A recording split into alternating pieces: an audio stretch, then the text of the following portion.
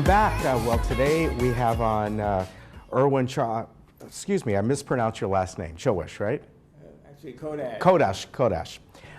And Erwin is, of course, with ACT for Laguna Woods.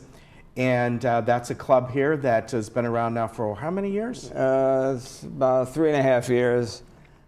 And we started in 2015. So what does ACT stand for? American Congress for Truth. And is this a national organization? It's a national organization that was founded by Brigitte Gabriel, a Lebanese refugee Christian that had to flee Lebanon during the Hezbollah and some of the Palestinians that were allowed to come into Lebanon. They were attacking some of the Christians. So Bridget had fled the country, came to the United States, actually Israel, then the United States. And then she formed this organization to confront terrorism, throughout the world. All right. And of course, this is the local chapter here. Right. Yeah. And coming up on October 3rd, you're going to be having your meeting. And tell us about your speaker. Yeah, the speaker is a retired Colonel, Lieutenant Colonel Roy White from the Air Force. He retired, I think, in 2013, and he was very involved with world history and government, and he was concerned about some of the textbooks that were putting out false information, omissions, bias, especially from K through 12. And he had talked to some of the professors in the University in Texas, and they were concerned about the many errors in these textbooks. Some of them were very flagrant violations of textbook errors. So he thought that it would be a good thing to start an organization getting volunteers to review textbooks. And the volunteers were... I'm sorry, did you say reduce textbooks? Or no, review. Oh, review them, okay. Review textbooks. Okay. And there are 200 volunteers, and also there are instructors and people have majored in the various disciplines in history, government. Okay. So the volunteers are lay people. I'm a volunteer. I'm very interested in history, even though my degrees are in engineering. But I do, do a lot of history review. Read the newspapers, review history books, and so I'm pretty knowledgeable of some of the history. So as far as reviewing them, what are they looking for? Because I guess you could say over the decades, textbooks, one form or another, especially when it comes to history and things like that. We're not talking about math. Yeah, these are social studies. Have had some errors in them. I mean, it's happened for years, or not full information, or we looked at things differently back in the 60s than we do now, let's say. Yeah, there's some of the textbooks that are written kind of are more political in some terms.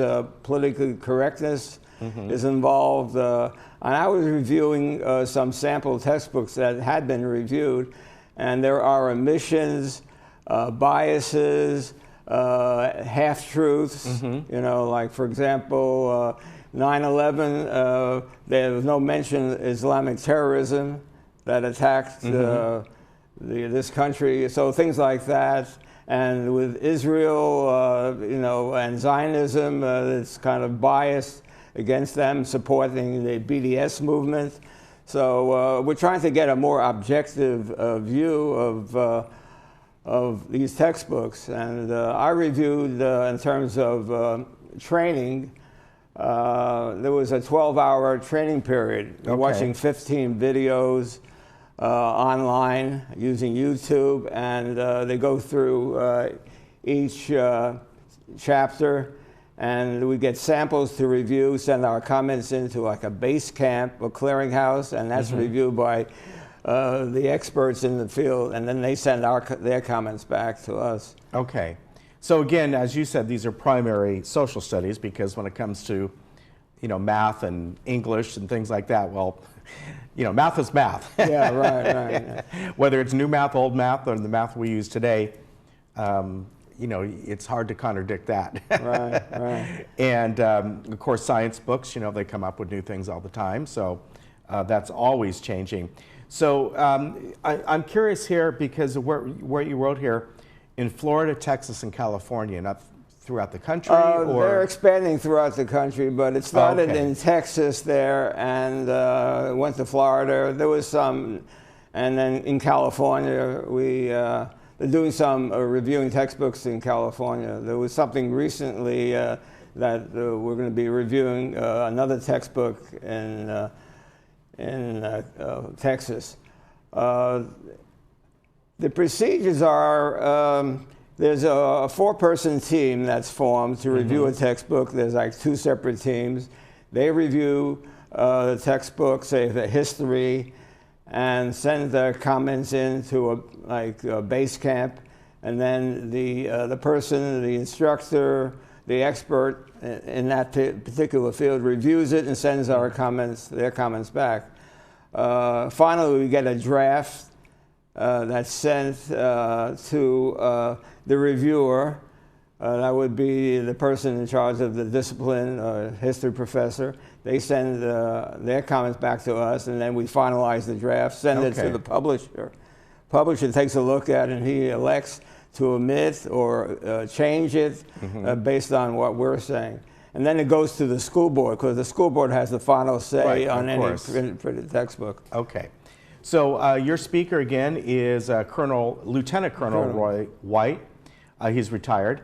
And your meeting is coming up on October 3rd at 1 p.m., which is a Thursday. Right, that's correct, yeah. And that will be over at Clubhouse 1 in their main lounge. That's correct. Right? Yeah. All right. And does anybody have to sign up to go or just show up? There's a $5 donation. Anybody can go. There's the residents and guests. Guests will have to notify us because we have to leave word at the gate. And there are members are free. If you become a member, then you don't have to pay for any of the lectures. We usually have lectures once a month. Okay, and how much is the membership? It's $15. Okay. Yeah, and that covers if you become a member, then you don't have to pay for or donate any money towards any of the lectures. Okay. Erwin, good to see you. Take care. Nice seeing you again, Ken. We'll be right back. Excuse me. God bless you. It's about ready to have a big sneeze.